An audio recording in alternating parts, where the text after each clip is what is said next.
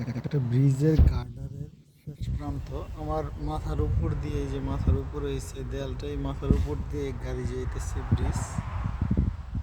তার নিচেই হচ্ছে এই স্বচ্ছ পানির লেক। আর এইখানটায় কোনো দরকার ছিল না, তারপরে এরকম একটা সিঁড়ি বানায় দেওয়া হয়েছে।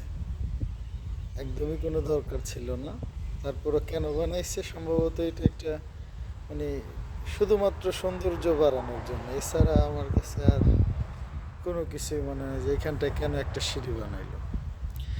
তো এই বানানোটার মধ্যেও কিন্তু একটা শৈল্পিক মনোভাবের বহিঃপ্রকাশ ঘটছে, যে এই জায়গায় একদম চাইলে কোনো কিছুই বানাইতে না পারতো, এখানটার মধ্যে একটা সিঁড়ি বানায় রাখছে। এটা কিন্তু, এই সিঁড়িটা কিন্তু কোনো গন্তব্যে যায়নি ওইখান পর্যন্ত, যাতে ওইখানে বৈশা কেউ এই লেকের সৌন্দর্যটা অনুভব করতে পারে।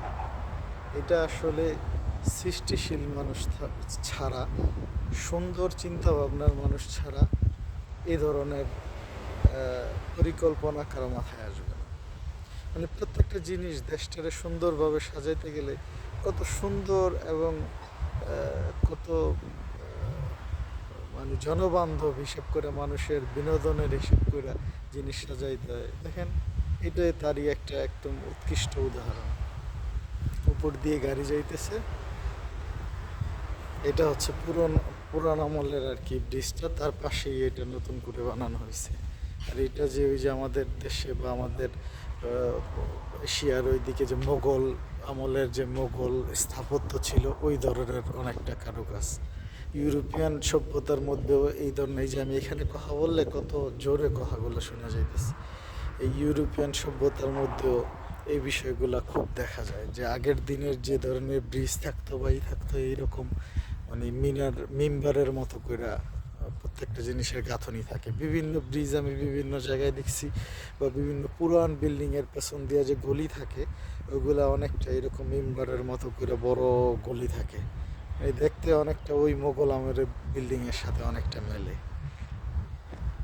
এখানে এসে যে কেউ এই যে করতে পারে, বড়শি দিয়ে মাছ ধরতে পারে। খুব সুন্দর একটা একদম রোদ উঠছে, খুব ঝলমলে একটা দিন। পানি কিরকম ভাবে একদম দোল খাইতেছে, ঝলমল করতেছে মনে হইতেছে। বাহ!